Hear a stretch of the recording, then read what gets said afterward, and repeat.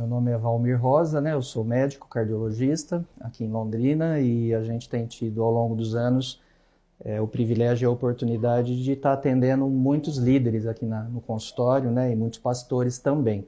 Pensando nessa questão em que circunstâncias esses líderes têm nos procurado, são as mais diferentes circunstâncias, mas a maioria deles vem para fazer um check-up de coração, quando não, já com alguns problemas, né, instalados. E infelizmente dentro do meio evangélico e falando especialmente para a liderança e pastores, esses pastores têm chegado aqui numa situação bastante complicada, a maioria deles com problemas sérios na parte do coração, hipertensos, diabéticos, a grande maioria desses pastores obesos, sem fazer nenhum tipo de atividade física, sedentários, estressados. Aliás, o estresse hoje é uma das questões mais sérias que tem, não só na população geral, mas também no meio pastoral. E eu creio que essa demanda e essas questões que existem muito hoje da igreja ser muito grande, com muitos membros e o poder, né, ou então as circunstâncias que essa igreja desenvolve, essa maneira de entender que uma igreja forte é uma igreja muito lotada de pessoas e cujo sucesso pastoral ele é muito medido, né, pelo número e muitas vezes até pela arrecadação que tem gerado, infelizmente, nesses pastores um problema de doença muito séria. E não é diferente em relação ao coração. Então, salvo raras exceções, a liderança e os pastores que têm vindo muito doentes aqui. Quando a gente menciona as questões relacionadas ao coração, né, e eu sou cardiologista, o que acontece é que as doenças cardiovasculares são hoje a maior causa de morte na população brasileira, né? Então, quando a gente fala em doença cardiovascular, a gente está se referindo principalmente a infarto e AVC, né, acidente vascular encefálico. E os pastores não fogem disso, então eles estão inseridos nesse contexto, então eles também falecem muito por infarto, por AVC e suas consequências. Agora, em função de serem muito sedentários, muitos deles virem aqui com uma obesidade bem significativa, extremamente estressados, acaba criando um grupo muito particular para essas questões, assim como hipertensão arterial e diabetes mellitus. Então, são doenças que são muito, muito frequentes dentro da equipe de liderança das igrejas.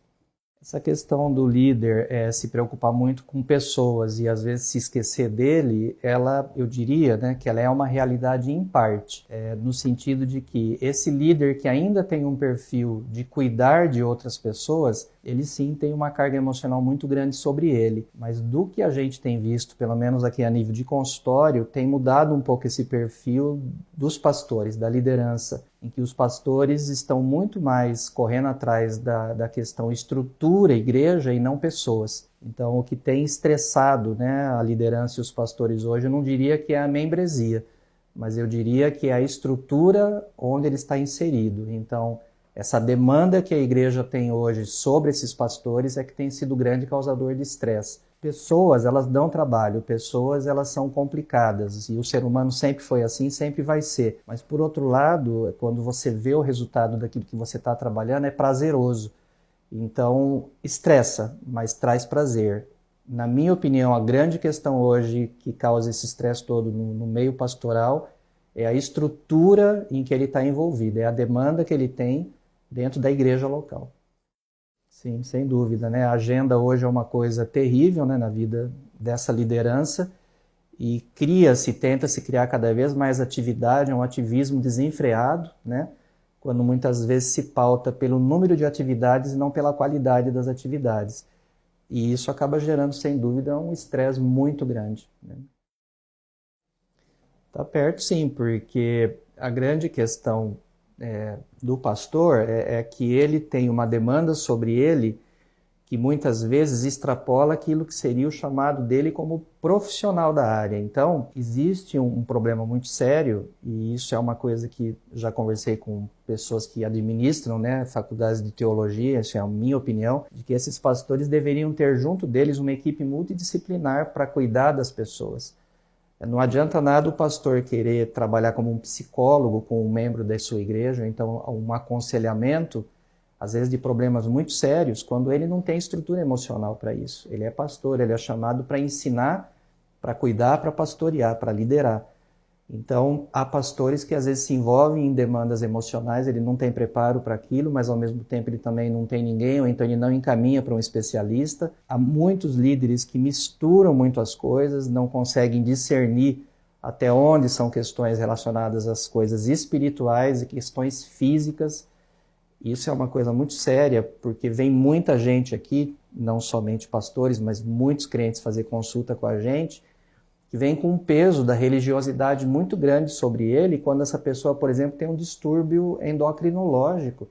Então a questão daquela pessoa não é um demônio que está sobre ela, mas é um problema físico. E quando esses pastores, esses líderes começam a ter questões relacionadas a esse meio todo, muitas vezes eles surtam, eles piram.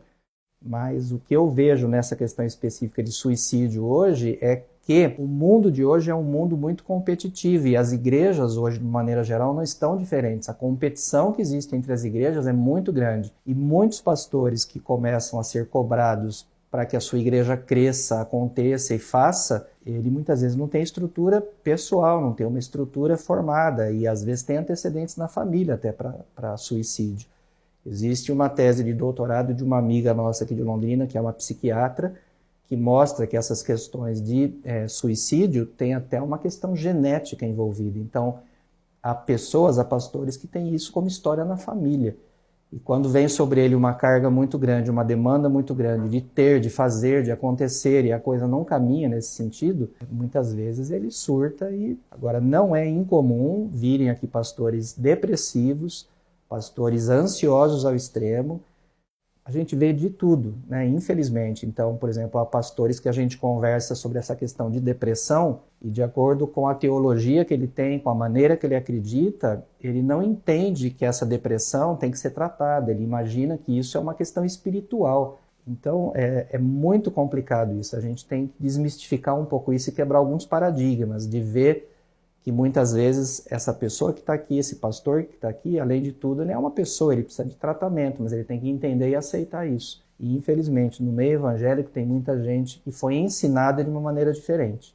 Já aconteceu com a gente aqui, nenhuma nem duas vezes, mas mais do que isso, de virem aqui esposas de pastores, filhos de pastores, conversar com a gente para uma série de diagnósticos e no final pedir para a gente não falar de jeito nenhum para o marido ou para o pai que ele ou ela esteve aqui porque aquele determinado pastor ele não aceita de jeito nenhum que exista uma questão como aquela na esposa ou no filho, né? Porque tudo se resolve com uma oração. Então, às vezes nem tudo é assim. A gente tem visto muitas coisas maravilhosas da parte de Deus, mas tem muitas coisas que é nossa obrigação. E se Deus pudesse reencarnar hoje aqui, eu tenho certeza que ele falaria para muitos, olha, eu não tenho nada a ver com isso, você se vira. E muitos pastores não entendem isso, que eles têm que fazer a parte deles também. E esquecem, né? Então eles vêm aqui do jeito que eu estou dizendo, né? Obesos, hipertensos, diabéticos, sedentários, mega estressados, né? Isso gera uma qualidade de vida muito ruim. O conselho que a gente tem dito, em primeiro lugar, é determinar as prioridades, né? Não adianta ficar correndo atrás do rabo, como a gente fala, né? E para os pastores não é diferente, né? Existe um padrão bíblico até, né? Para que você possa ter as suas prioridades da maneira correta. E muitas vezes esses pastores, esses líderes têm esquecido de que o trabalho dele dentro da igreja, na verdade, não é o objetivo número 1 da vida dele. Ele tem outras prioridades, né? E sabem disso muito mais do que a gente, né? Porque são teólogos, sabem na teoria, não na prática. Então, assim, priorize corretamente as coisas, valorize mais a família, valorize mais um tempo livre, valorize mais uma atividade física de rotina. Dá para contar nos dedos aqui os pastores que vêm que são realmente fiéis a uma boa atividade física, a uma alimentação balanceada. Isso é raridade hoje, né? Há pouco tempo atrás a gente teve a experiência de falar em um grande congresso de pastores e a gente fez uma experiência lá. A gente levou material para coletar daqueles pastores nos intervalos das palestras testes de glicemia, testes de colesterol e aferir a pressão arterial. E eu posso dizer para vocês que mais de 90% dos pastores que estavam ali, a grande maioria, hipertenso, diabético, hipercolesterolêmico, obeso, sedentário, e absurdamente estressados. Então, assim, a gente tem visto, infelizmente, grandes líderes, grandes pastores, homens de Deus que teriam uma perspectiva no ministério muito grande, para grandes conquistas, terem o seu ministério abortado quanto ao tempo por não se cuidarem. Então, pastores estão morrendo hoje por essas questões e morreram antes da hora.